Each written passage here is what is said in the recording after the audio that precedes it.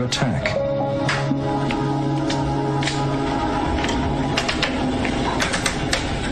At Laurentian University,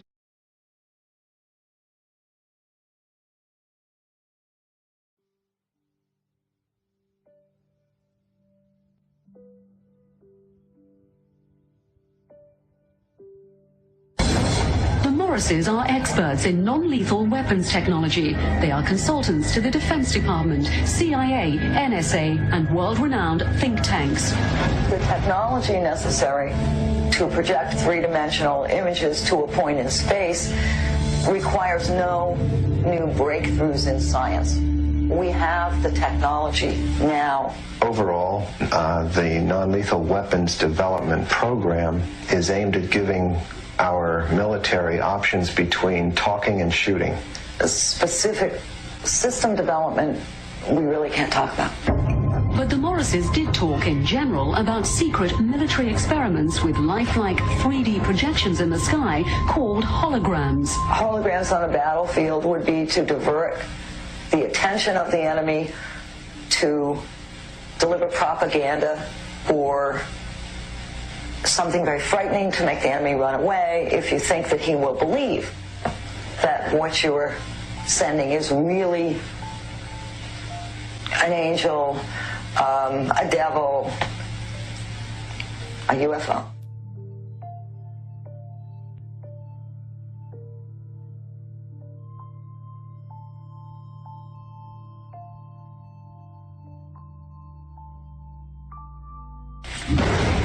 Could this type of weaponry be tested? Perhaps not coincidentally, along the US-Mexico border at the Army's electronic proving ground in Fort Huachuca, Arizona. Keep in mind that test facilities like Fort Huachuca in Arizona are electrical optical test beds, and part of what they're testing are the effects of these electro-optical devices on a target population. And the target population may be us. America has to test American equipment in America.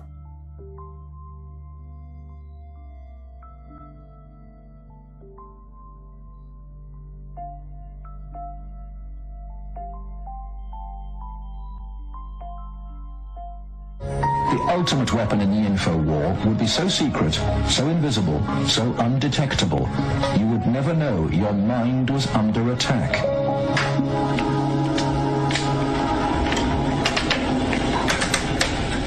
At Laurentian University in Ontario, Canada, a young student is about to undergo one of the strangest experiences of her life. They're hooking Denise's brain up to an electroencephalograph, or EEG machine.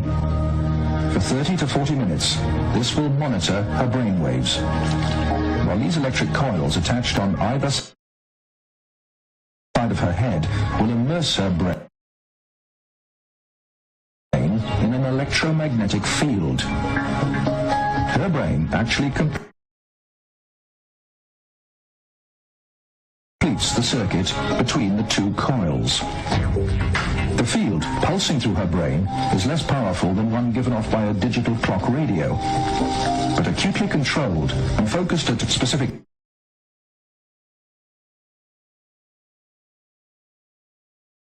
parts of the brain, it will open Denise's mind to outside suggestion by this man. What do you do is switch to see if it's right left hemisphere? Use your phone. Dr.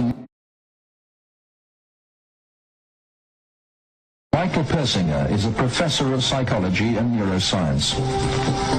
He is designing ways to put the power of mind control to good use. Dr. Persinger's research focuses on brain trauma, and he uses carefully controlled doses of electromagnetic radiation to induce relaxation and alleviate pain. So what Sandra did was to initiate a opiate releasing pattern. That's a burst firing field that was stimulated once every 4 seconds. And that produces relaxation and a very pleasant sensation. Similarly, using the appropriate field, we can induce fear and apprehension, but clearly that would be unethical in that setting. Dr. Persinger's tests suggest that carefully programmed electromagnetic frequencies can tap into individual brains and influence people's emotions. The cognitive processes of the human brain are really quite simple. And if you understand how they work, you can make entire populations think and decide the manner in which you wish. Many experts are skeptical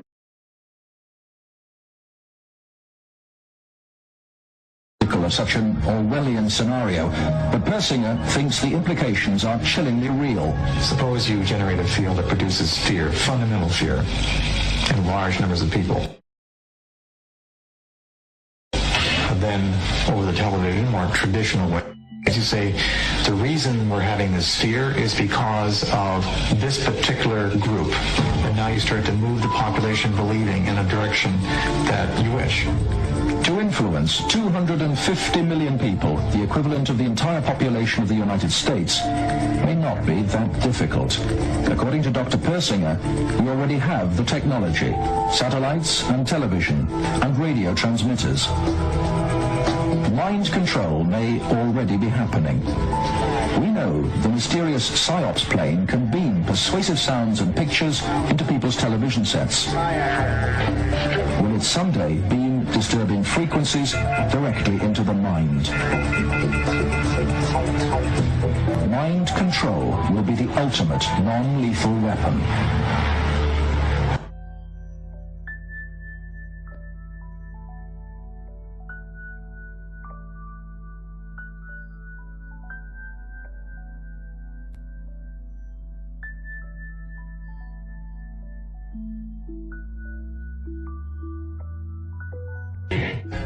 Most people kind of in the back of their mind know there's something going on, but it doesn't have anything to do with football or basketball or paying my rent, so I don't want to fool with it. It's not important. Yeah, but everybody kind of feels there's something going on. Yeah, because most people live in a box, and they don't want to come out of the box. No doubt about it. They open the lid every so now and again and just peep outside and they close it. Yep. Do you think the governments are going to let us know at some point? I think, I'll tell you what, again, it's just my opinion.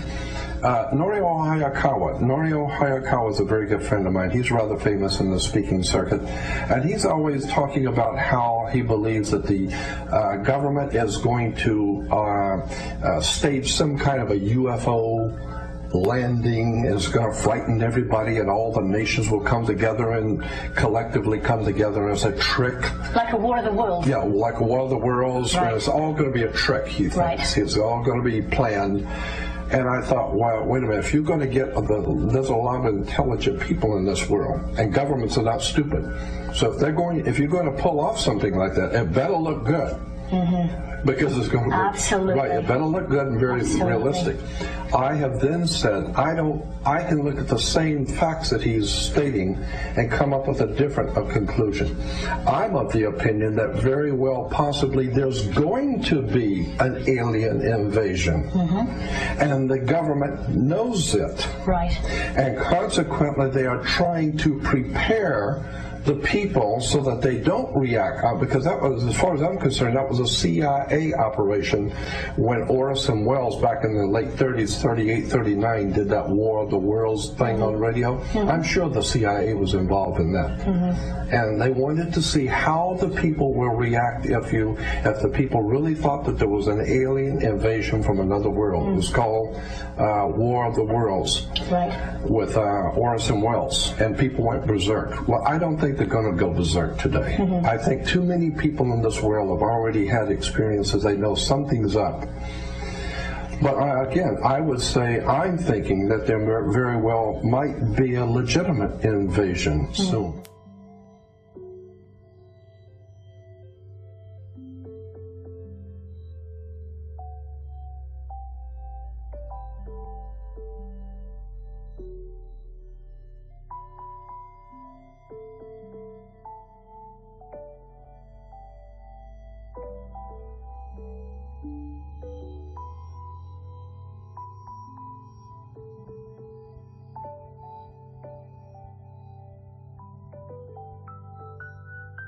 Project Blue Beam is a top-secret operation of the National Aeronautics and Space Administration, also known as NASA, of the United States of America.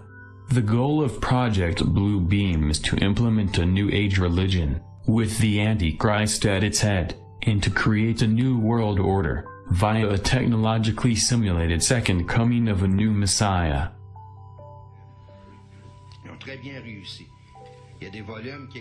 The allegations were presented in 1994 by Quebecois journalist and conspiracy theorist Serge Monast, and later published in his book Project Blue Beam, NASA. In the 1970s and 1980s, Monast was a journalist, poet, and essayist. He was an active member of the Social Credit Party of Canada. Ce n'est pas eux qui sont les plus importants, ils sont seulement comme Kissinger, les valets de personnalité qui, elles, sont dans l'ordre. Vous avez d'autres dossiers? Oui, il y a le dossier qui sont... In the early 1990s, he started writing on the theme of a new world order, and conspiracies hatched by secret societies, being particularly inspired by the works of William Guy Carr. Monast founded the International Free Press Agency, where he published most of his work on these themes, achieving some prominence with an interview on esotericist and ufologist Richard Glenn's TV show, Esoterism Experimental, in which he repeatedly warned his audience about the dangers of a world government. He was interviewed by Glenn a number of times up to 1996. In 1994, he published Project Blue Beam, NASA, in which he detailed his claim that NASA, with the help of the United Nations, was attempting to implement a New Age religion, with the Antichrist at its head, and start a new world order, via a technologically simulated second coming of Christ. He also gave talks on this topic.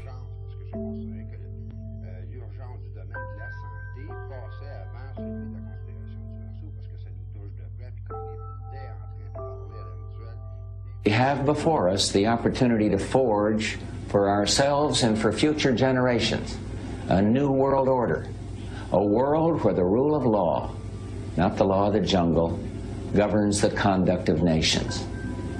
When we are successful, and we will be, we have a real chance at this new world order, an order in which a credible United Nations can use its peacekeeping role to fulfill the promise and vision of the UN's founders. After 1989, President Bush said, and it's a phrase that I often use myself, that we needed a new world order.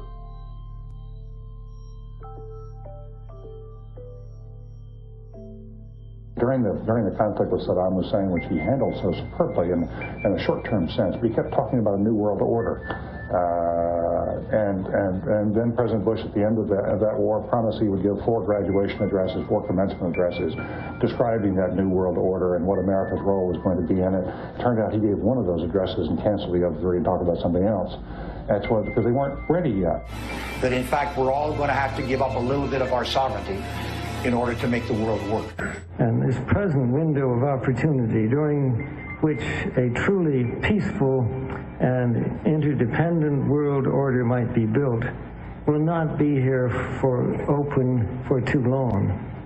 Already there are powerful forces at work that threaten to destroy all of our hopes and efforts to erect an enduring structure of global cooperation. Are you optimistic a global system can happen from what we've heard so far? It could happen, and in fact it's in the works. By 1995 and 1996, Monast said he was being hunted by the police and authorities for involvement in networks of prohibited information. He had homeschooled his 2 children, who were then taken away and made wards of the state in September 1996 so that they would receive a public education. Serge Monast died of a heart attack in his home in December 1996, at the age of 51, the day after being arrested and spending a night in jail.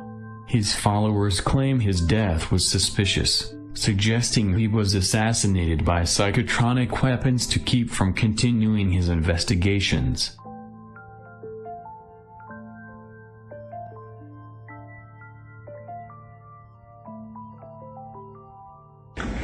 Ladies and gentlemen, the very word secrecy is repugnant in a free and open society.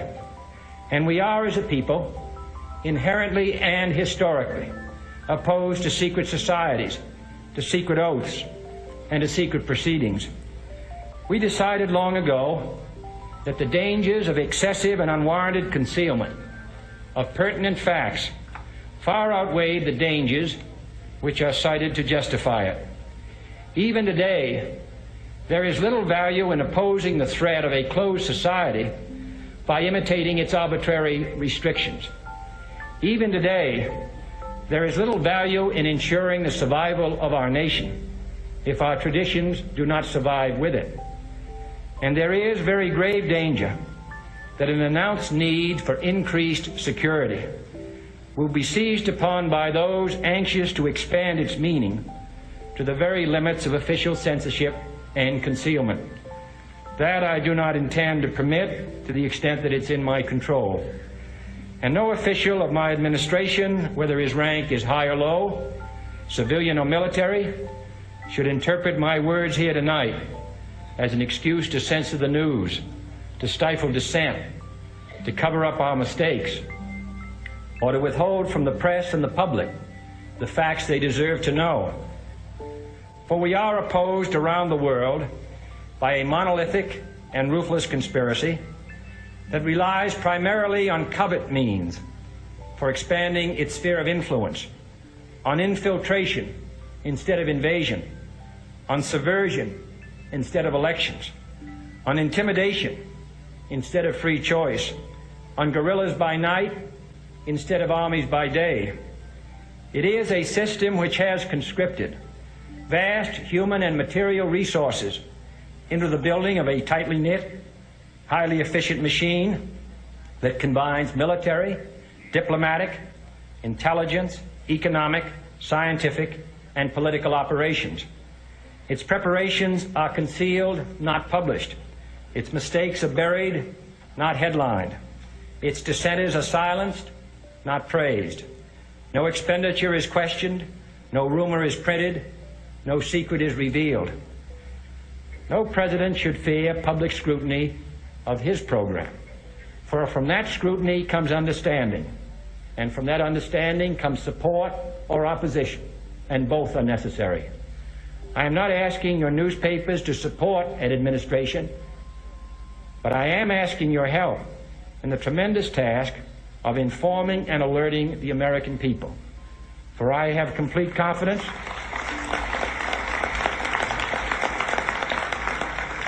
in the response and dedication of our citizens whenever they are fully informed. I not only could not stifle controversy among your readers, I welcome it. This administration intends to be candid about its errors. For as a wise man once said, an error doesn't become a mistake until you refuse to correct it. We intend to accept full responsibility for our errors, and we expect you to point them out when we miss them. Without debate, without criticism, no administration and no country can succeed, and no republic can survive. That is why the Athenian lawmaker Solon decreed it a crime for any citizen to shrink from controversy. And that is why our press was protected by the First Amendment, the only business in America specifically protected by the Constitution, not primarily to amuse and entertain, not to emphasize the trivial and the sentimental, not to simply give the public what it wants, but to inform, to arouse, to reflect, to state our dangers and our opportunities, to indicate our crises and our choices, to lead, mold, educate, and sometimes even anger public opinion. This means greater coverage and analysis of international news, for it is no longer far away and foreign, but close at hand and local. It means greater attention to improved understanding of the news, as well as improved transmission. And it means, finally, that government at all levels must meet its obligation to provide you with the fullest possible information outside the narrowest limits of national security. And so it is to the printing press, to the recorder of man's deeds, the keeper of his conscience, the courier of his news, that we look for strength and assistance, confident that with your help, man will be what he was born to be, free and independent. The Project Bluebeam operation has 4 different steps in order to implement a New Age religion, with the Antichrist at its head. The New Age religion is the very foundation for the New World government. Without a universal belief in the New Age religion, the success of the New World Order will be impossible to implement.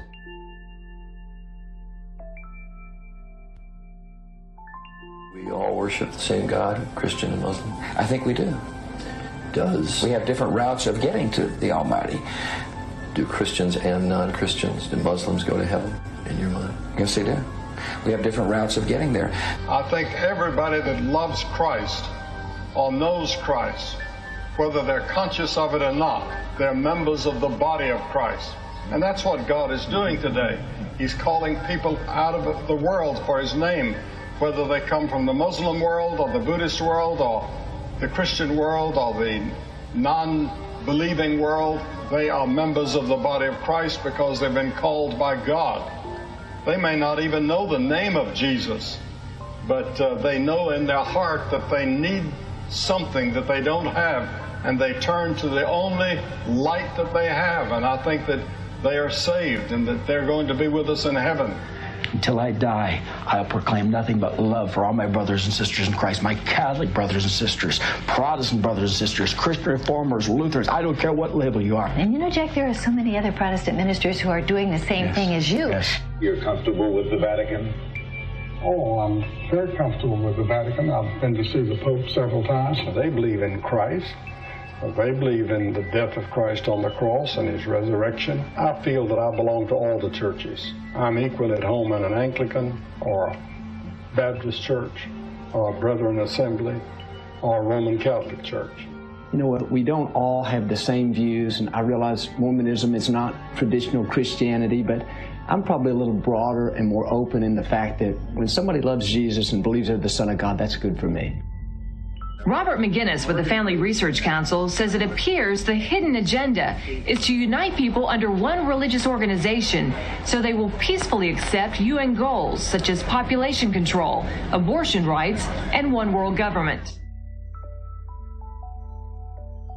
The Blue Beam Project will pretend to be the universal fulfillment of the prophecies of old, as major an event as that which took place 2,000 years ago.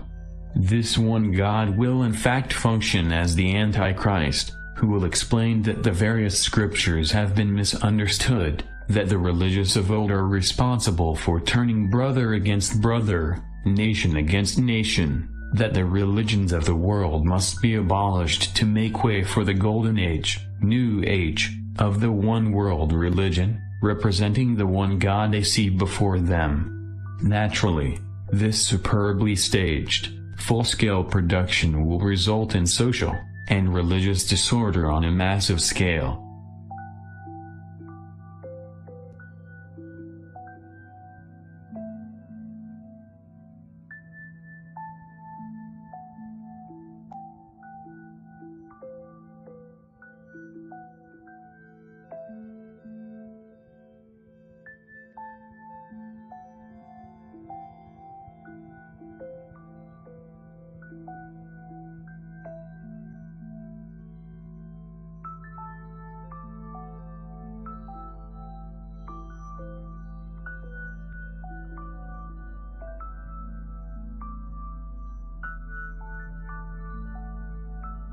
Well, archaeologists in southern Israel making a major discovery, shedding new light on biblical history, uncovering a 3,000-year-old metropolis once inhabited by the Philistines. Well, the Hebrew Bible's ultimate bad guys, one of the city's most famous residents, Goliath, you know, the warrior defeated by a young King David. Joining me now on the phone, the archaeologist in charge of the dig, Aaron Mayer, joins me now. What an exciting find for you, and I understand that you led this dig, one of the many archaeologists that have apparently excavated some pretty compelling evidence. What did you find this week in the city of Gath? Well, first of all, good evening, Julie, or in Israel it's good evening, over there it's good afternoon. We've been excavating at this site for more than 15 years, and we just started our 15th season, and we have about 100 and something people from all over the world, and we found a lot of evidence of a very thriving and interesting culture. And when you read the biblical text and you sort of get the picture of the Philistines being the ultimate enemy of the Israelites, you sort of get an impression that they're just a barbarian culture. And in fact, they're very much of a sophisticated culture. And I would say even that at certain times they're even more sophisticated than the Israelites. It's interesting, on the Happening Now homepage, we posted a quiz question. Who were the Bible's bad guys, as we're calling them today? The Greeks, the Philistines, the Koreans, the Huns, the Jordanians. As we now know, the answer is the Philistines. And you were talking about shedding some light on the culture of the Philistines, who are of course, arch enemies of the Israelites. What is it about what you found that proves or disproves that theory?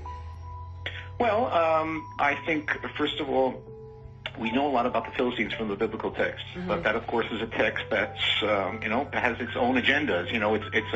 It's a religious, ideological text written by the Israelites, so they clearly would view their enemies in a very specific, subjective manner. So what we can provide here is to have a view of daily life of the Philistines and sort of understand what's behind the descriptions of the Philistines in the biblical text. So, for example, the biblical text alludes to the fact that they come from somewhere outside the region, and we can show very clearly that the Philistines in fact derived from somewhere near ancient Greece. We hear of Philistines with names that are non-Semitic, such as Goliath, such as Achish, and others. We can show this based on the archaeological evidence. And we can even show very simple things of daily life, substantial differences between the Philistines and the Israelites, which probably in ancient times really define these two cultures. Just like today, we very often define the differences between ethnic groups based on what they wear, what they eat. So, for example, the Philistines ate pig and dog meat. The Israelites wouldn't touch that.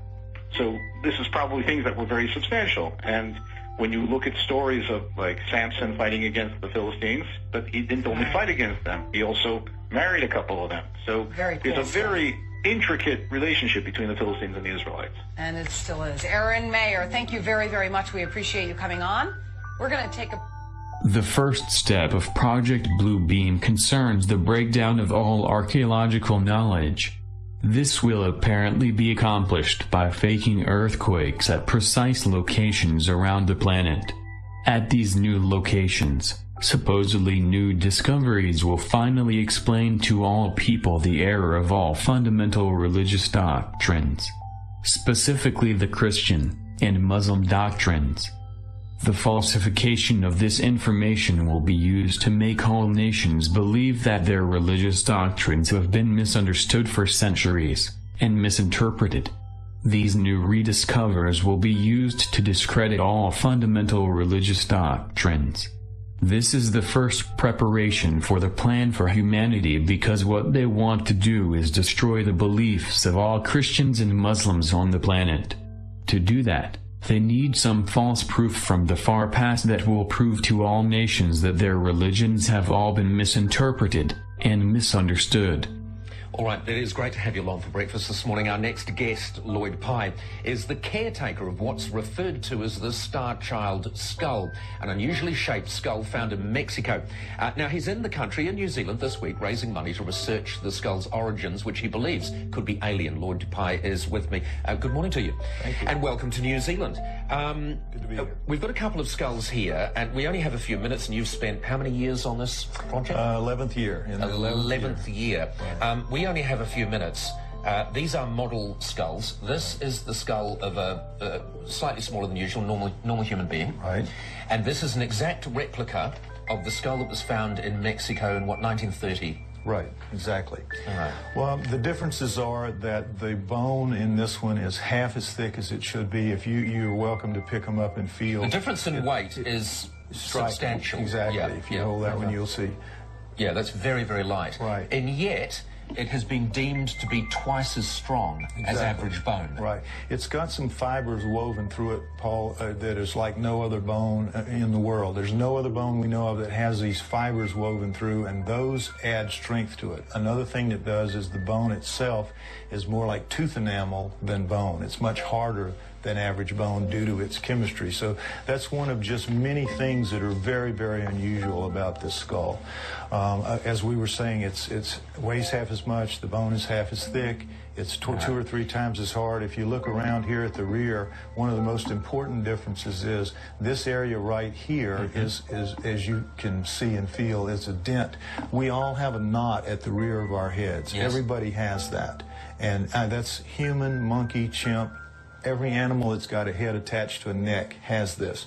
This does not. This is missing that. Right. There are also some interesting nasal formations there too, aren't there? Well, it has no sinuses, for example. It's got very, very shallow eye sockets. So if it had eyes like human eyes, it would be very dangerous because it would be bulging off the face. Now, the one thing that, I mean, there are certain things we know as an absolute fact. We know as an absolute fact that this is bone. We know as an absolute fact that it is a skull. Exactly. So those things we know. Now lay people are going to look at that and they're going to say, is it not just a deformity?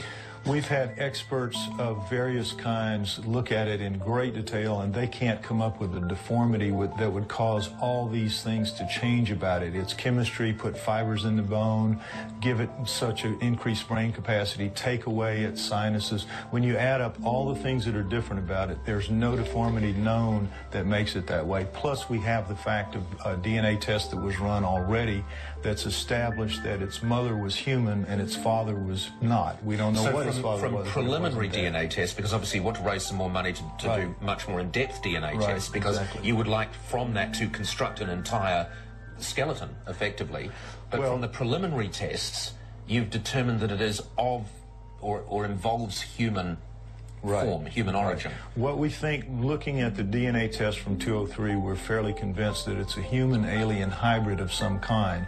What we need to establish by getting the test to recover the entire genome, we will be able to lay its full genome down against a human, against a chimp, against a gorilla, and soon against a Neanderthal, and we will know where it lays on that line. All right. It's fascinating, and I mean, you'd have to be a fool to sit here and not be fascinated by it. And obviously, it's compelled you for many, many years. You are an ex-US intelligence special agent. Right. But when you say its mother was human, its father was an alien, a huge number of people will think you are a kook. Right. Well, they have every right to think that. When I first saw it and they first gave it to me and I first started, I thought sure it was a deformity. I was confident it had to be a deformity. And every test we've done many tests, all the tests you can do really, up to this final genomic DNA test. We've done everything we can do, and every test it's passed. You will be speaking in New Zealand? I'm speaking in New Zealand on Sunday at the Mount Albert War Memorial. If anybody interested in attending, contact uncensored.co.nz or co-nz, however you say it. Yep. Right. Uncensored Magazine. John Eisen has brought me over to speak at that. And we will have details on our website too, so people can go to our website. Lloyd, thank you very much for joining us. Lloyd Pye. That is extraordinarily light. Feel how light that is. So it's half the weight, twice the strength. Pass me the other one, please.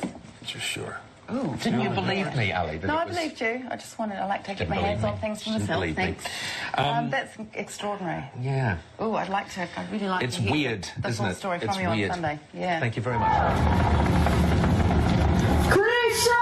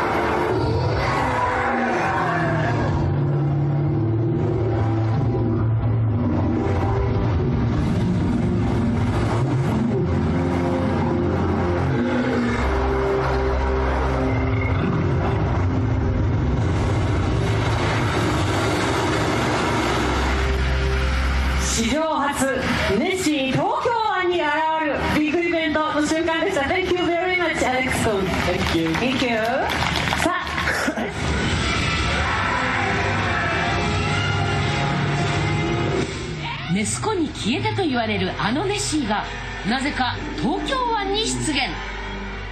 お台場の海で暴れるこのネッシー、実はこちらウォータースクリーンというもので、特殊機器によって水を扇状に吹き上げスクリーンを作り出し、立体的な動画を映し出す新技術なんです。ネッシーと少年の友情を描いた映画のイベントが行われ、水のスクリーンに現れたネッシーは全長15メートルとなかなかの迫力でした。The second step of Project Blue Beam involves a gigantic space show with three-dimensional optical holograms, sounds, and laser projections of multiple holographic images to different parts of the world, each receiving a different image according to the predominating regional national religious faith. This new God will be speaking in all languages. At the end of this light show, the gods will all merge into one God, the Antichrist.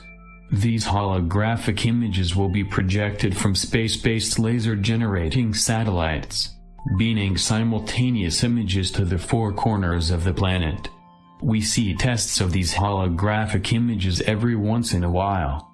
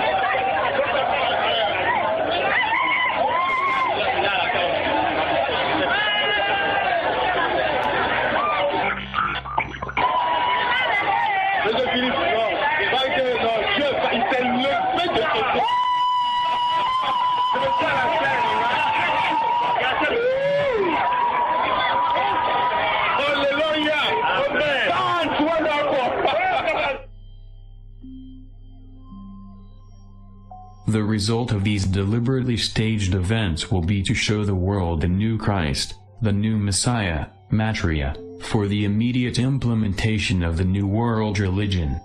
The voice of the new Messiah will be accomplished with the aid of a Soviet supercomputer, fed with the minute physio-psychological particulars based on their studies of the anatomy and electromechanical composition of the human body, and the studies of the electrical, chemical, and biological properties of the human brain. In the 1960s, Professor Jose Delgado took a normally hostile bull and implanted electrodes into its brain, electrodes that could be activated by a radio transmitter. His objective was to see if stimulation of the bull's midbrain could short-circuit the rage signals, stopping the bull before it reached the matador. After the bull had recovered from the implantation and in mid-charge, the button was pressed. The bull's aggression ceased instantly. A clearer experiment was performed with cats. In this classic example, the hypothalamus, the rhythm maker, was implanted with electrodes. Could it be responsible not just for rhythms, but also for rage? The switch is turned.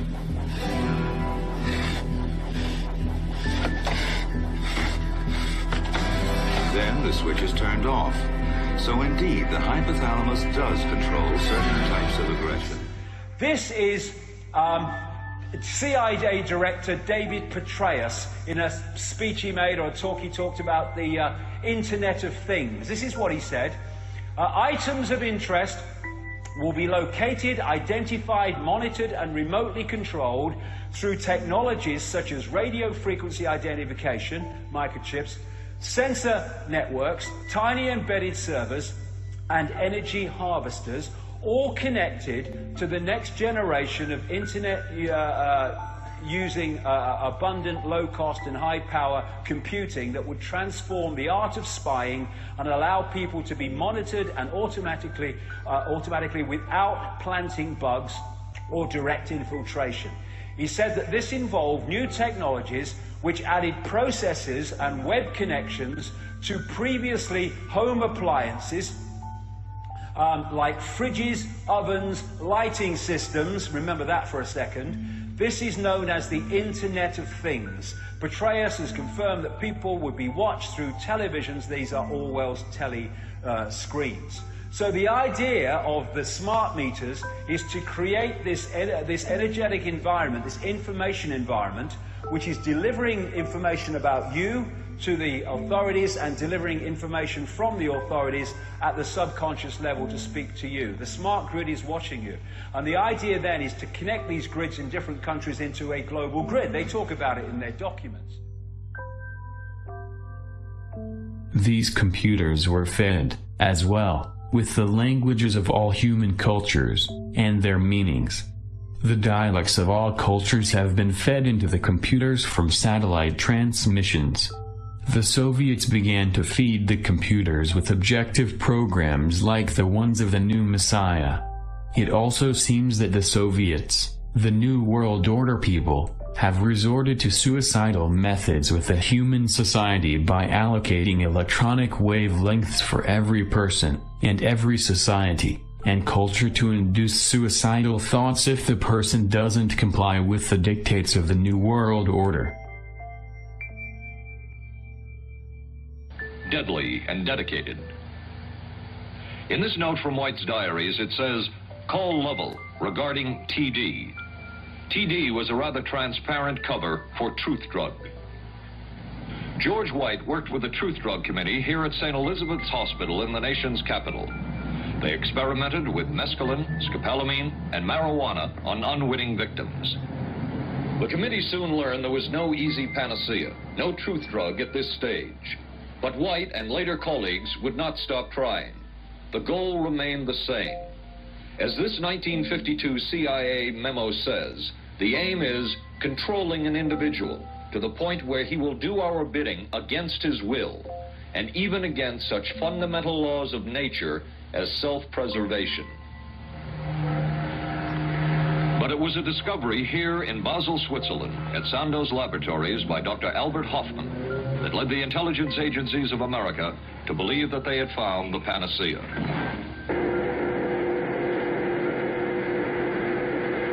The discovery was lysergic acid diethylamide, LSD. From a previously classified deposition of Dr. James Cattell, who administered the mescaline derivative, on the purpose of the drug testing, to produce symptoms similar to those that you see in schizophrenia, on how much the patient knew about all this. We didn't delineate all the possibilities of what might happen because then you contaminate your experiment. Cattell then relates that he never even knew what drug he had given Harold Blauer because of the secrecy of the Army experiments. We didn't know whether it was dog piss. This was secret. This was a secret. We weren't in on it. We asked Blauer's daughter Elizabeth for her reaction. How can anybody react to that? I mean, it is so far from what you'd expect from a human being, never mind a doctor, never mind a professional specialist who's supposed to care about people's minds. It's unbelievable. A suit filed by Elizabeth Barrett against the Army Chemical Corps is now pending in federal court. Other Army experiments continued on mental patients around the country. Work done at the Tulane Medical Center in New Orleans involved several drugs, hallucinogenics, and electrodes implanted in the brain. The chief researcher was Dr. Russell Monroe, now head of the psychiatry department at the University of Maryland. These are various progress reports written by Dr. Monroe and recently obtained by ABC News.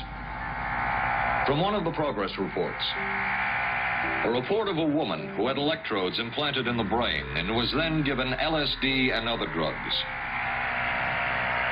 She became agitated, cried, lapsed into a trance-like state.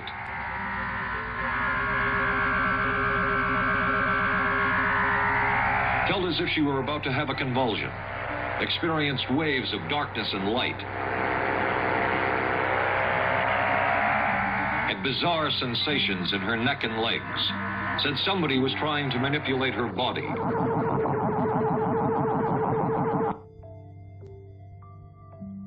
The third step of Project Blue Beam deals with telepathic electronic two-way communication, where ELF, extra low frequency, VLF, very low frequency, and LF, low frequency, waves will reach each person from within his or her own mind, convincing each of them that their own God is speaking to them from the very depths of their own soul. Will you pull me the mainstream news article about the new light bulbs that are going to have computer signals going through them, basically programming and interfacing with your computer, and the other patent number article dealing with the admission that not only does the flicker rate on TV put you into a mesmerized, hypnotized, highly suggestible state, but that not only propaganda messages can be on what's being said on TV, that's one level of propaganda, and the flicker rate puts you in that suggestible state, but that actual data that they can put signals in the flicker that can make you sick, make you angry, make you happy. This is mind control. You know, 100 years ago, how would a hypnotist hypnotize you? You know, they do it by having you watch a flashing light or a watch. Well, this is 21st century versions of that. You know, watch the watch, listen to me, do what I say. You know, for those of you out there tuning in for the first time who are hearing this and laughing at what I'm saying, let me just give you a few examples of what I'm talking about. Then I'll get into what's happening in North Africa and the Middle East and what's happening with the economy. Here is, yeah, this is good, but there's one other. There's the actual article on this patent. There's one more article I need, guys. Thank you. The actual article about the patent. But here's the patent. It's patent 6-506-148, and it's at the U.S. Patent Office. Current U.S. class, current international class, and it's got its coded larger number there, U.S. patent document. This is from January 14th, 2003, and this is just one of countless patent documents that are out there dealing with this, and it's titled Nervous System Manipulation by Electromagnetic Fields from Monitors. Psychological effects have been observed in human subjects in response to stimulation of the skin with weak magnetic fields that are pulsed with a certain frequency near the 1.5 hertz to 2.4 hertz, such as to excite a sensory resonance. Many computer monitors and TV tubes, when displaying pulsed images, emit pulse electromagnetic fields of sufficient amplitudes to cause such excitation. It is therefore possible to manipulate the nervous system of a subject by pulsing images displayed on a nearby computer monitor or TV set. For the latter, the image pulsing may be embedded in the program material. Did you hear that on the actual video that they're feeding into it? You know, the original signal, or it may be overlaid by modulating a video stream, either with an RF signal or as a video signal. The image displayed on the computer monitor may be pulsed effectively by a simple computer program. For certain monitors, pulsed electromagnetic fields capable of exciting sensory resonances in nearby subjects may be generated even as the display images are pulsed with a subliminal intensity. That means you don't know about it or notice it. And here's an article about it. Patent nervous system manipulation from TV monitors. Now, we've had Dr. Nick Begich, whose brother is also a U.S. Senator, his father, a former congressman who was murdered. But side issue, Dr. Nick Begich has always tried to explain to me, Alex, yes, they admit they want to put lithium in the water to calm us, and now that's mainstream news. Even Fox News reports how great it's going to be to have lithium in our water, and how Japan's moving to do it, and how sodium fluoride also brain damages you and calms you and makes you servile and lowers your IQ. But he said that's child's play compared to the thousands of patents, most of them U.S. government, dealing with electromagnetics through cell towers, through TV towers, through cell phones, where they can modulate and make you throw up, make you become giddy, make you have an aphrodisiac, make you die, make you have a heart attack.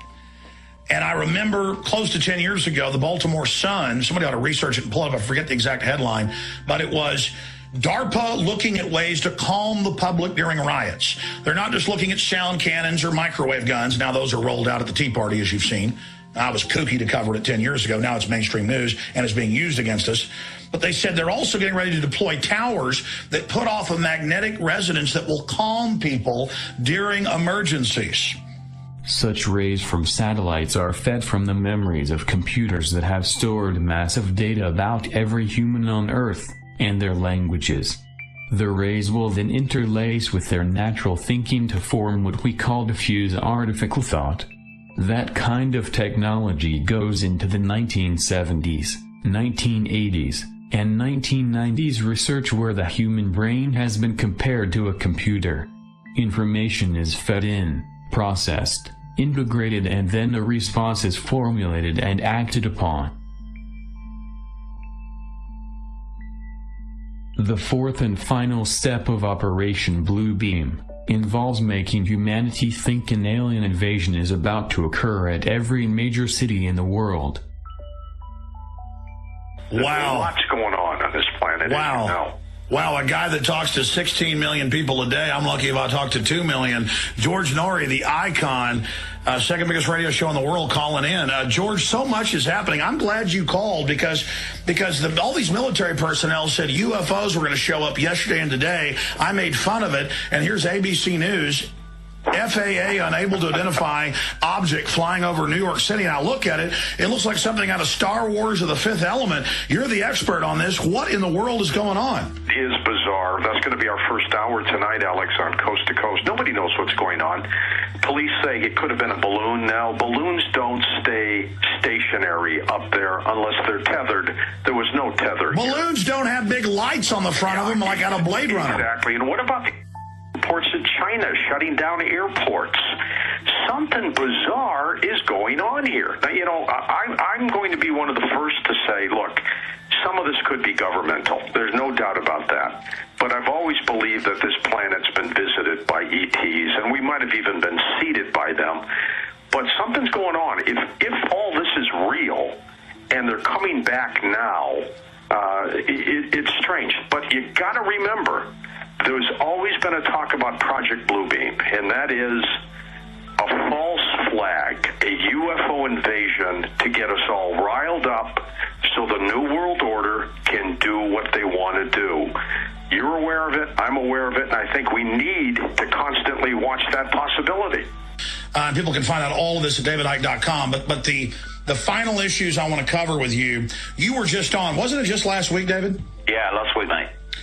And we were talking about Project Bluebeam, a staged fake alien invasion. And folks, if you don't believe us, just search the term Project Bluebeam. Part of it's been declassified. It goes back to the 60s and 70s.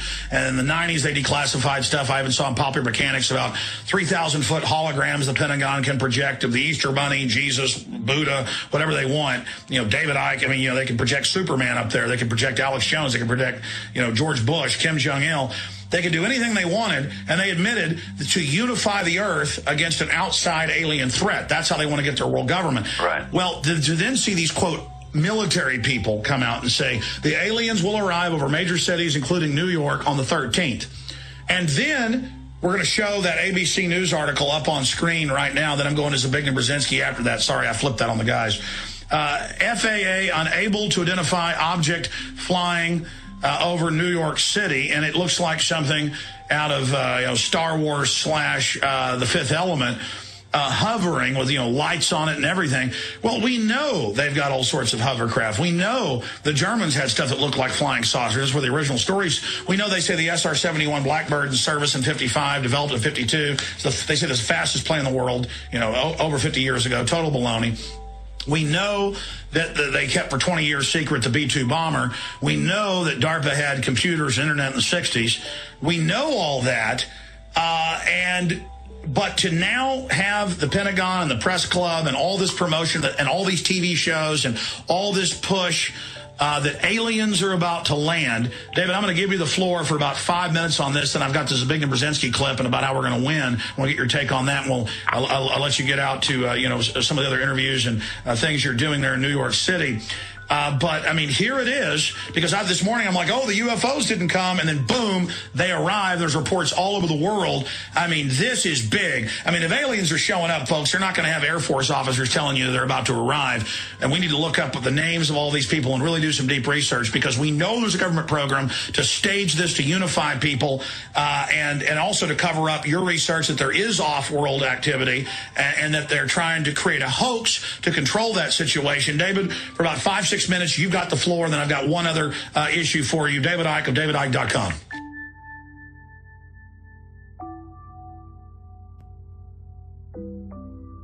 Slowly over time, the New World Order has been trying to convince the masses through conditioning that aliens are real and are visiting our planet.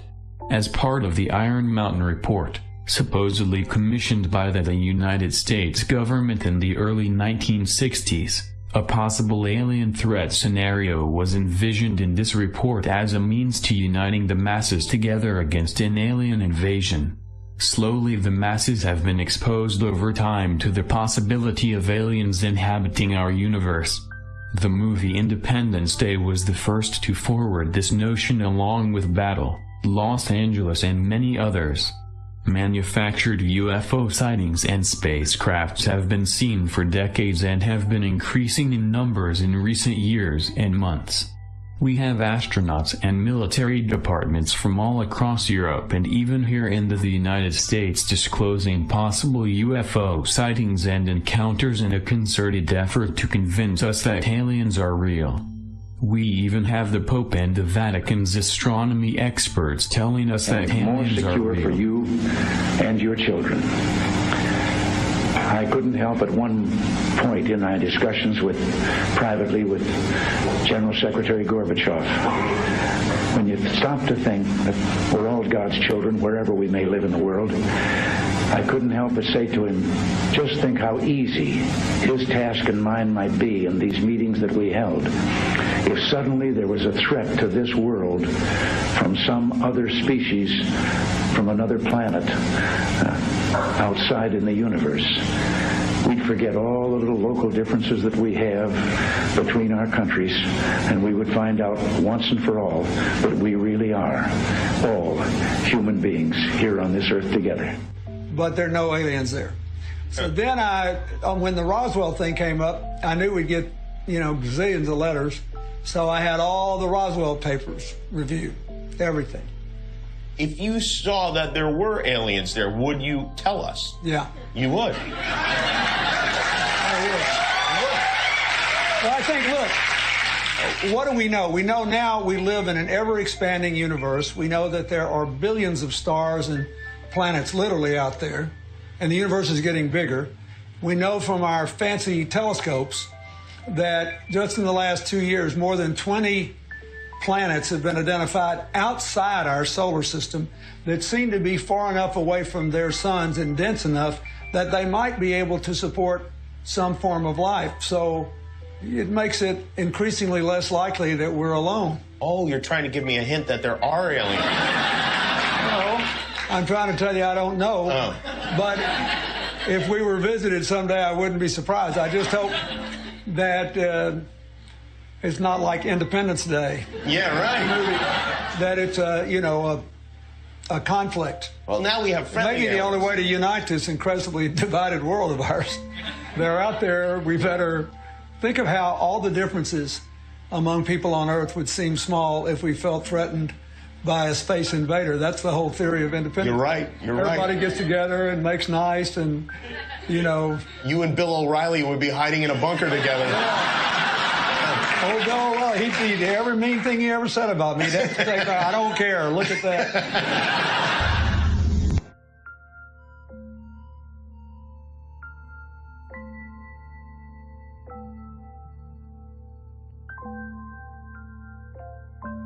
American presidents, key politicians and connected insiders have publicly wondered about mankind's fate if the planet was attacked by alien forces without provocation. Would such an attack, such as the one depicted in the science fiction classic movie, Independence Day, result in a one-world government? In this final phase of the plan, it will be made clear to the people that an alien invasion is imminent and the consolidation of government, religion, military and economic institutions will be needed for mankind to survive. This false attack is a way to push each major nation into using its nuclear capability to strike back. In this manner, it would put each of these nations in a state of full disarmament before the United Nations takes over. The U.S. presidential motorcade arrives at the United Nations, passing the ever-present groups of demonstrators assembled on the other side of the road.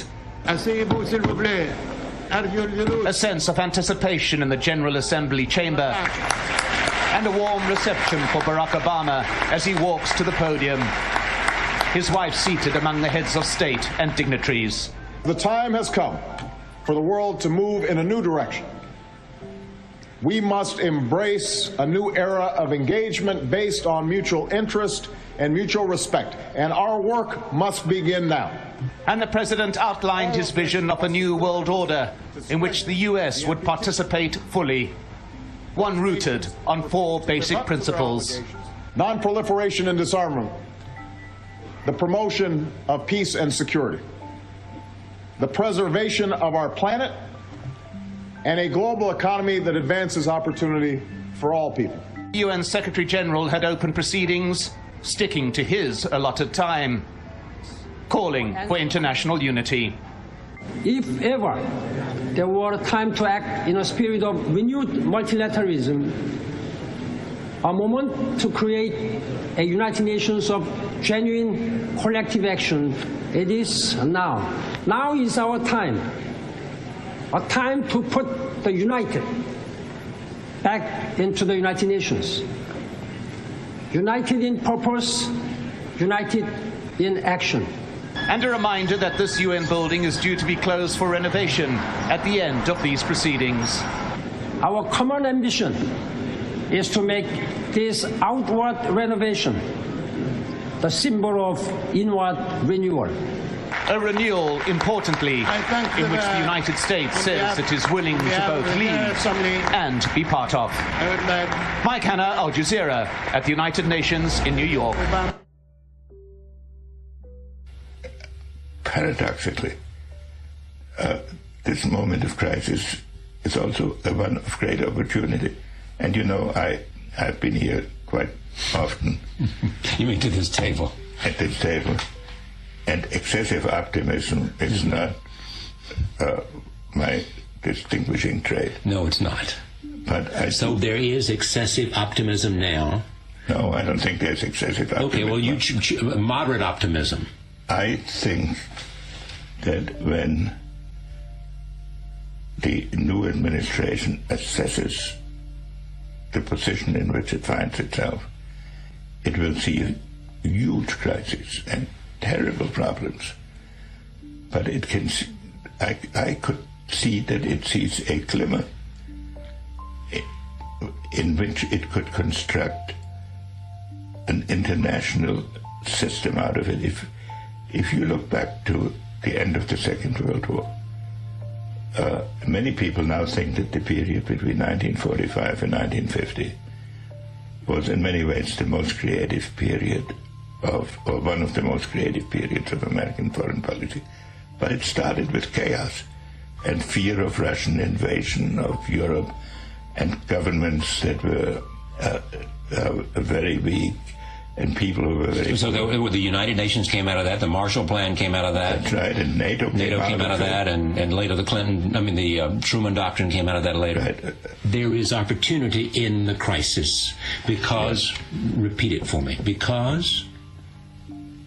I think because when you look at the medium-term interests and the long-term interests of the key players, India, China, Russia, America, Europe, they really are importantly parallel. That we should not look at this current situation from a posture of being paralyzed by the symptoms of crisis. Fair enough. Within the crisis, there is opportunity. But when you talk about a new structure, I'm not sure you've used the term new world order. I mean, what is it? Is it simply a world order that's defined by new interest and new mutuality of interest? Well, that's certainly how you have to start. And I know the view that you start by converting the whole world to our political philosophy. I don't think that can be done in one or two terms of an administration. That's a historic process that has its own rhythm. Has it suffered a setback, A, because of Iraq, and B, because of the economic crisis? And what suffered a setback? The idea of America leading and building a whole new consensus for a kind of... Look, there are so many problems in the world at this moment that can only be dealt with on a global basis. And that's unique. Proliferation. Energy, environment. In some cases, global health. Right. So all of these issues necessitate a global approach. So you don't have to invent an international order. And so every country has to mitigate its pure national interest by the global necessities to some extent. Or define its natural interest. Or define its national interest. By the global necessities. But it cannot push its own technically selfish interests in talking to the leaders of the world that I have met and counted in recent months.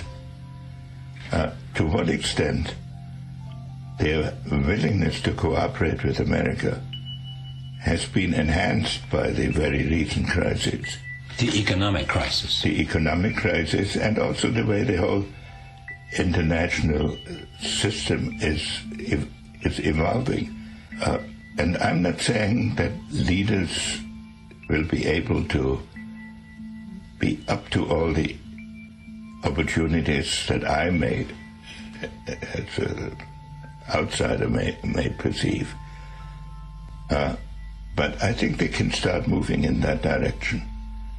And I'm actually fairly hopeful that we will be moving in that direction. It seems to me the larger point you're making is that the economic crisis that is prevalent in the United States, in Europe, in Russia, and in China, India, offers an opportunity to make a case for something new rather than something old.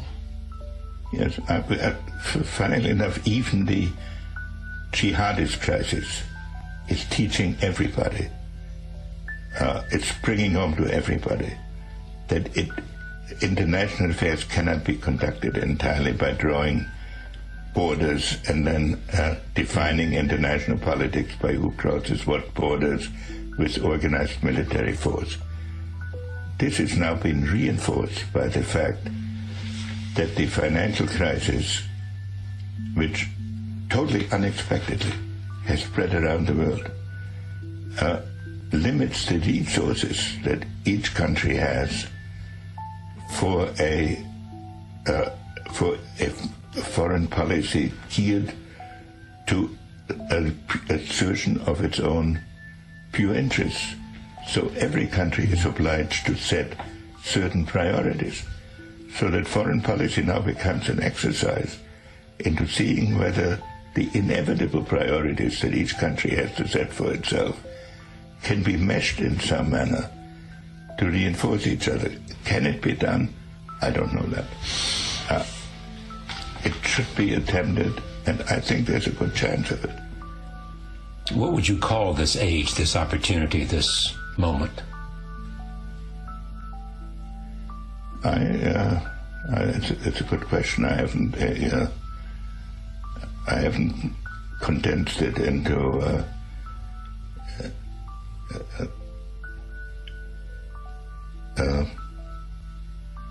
maybe the age of compatible interests. Pretty good.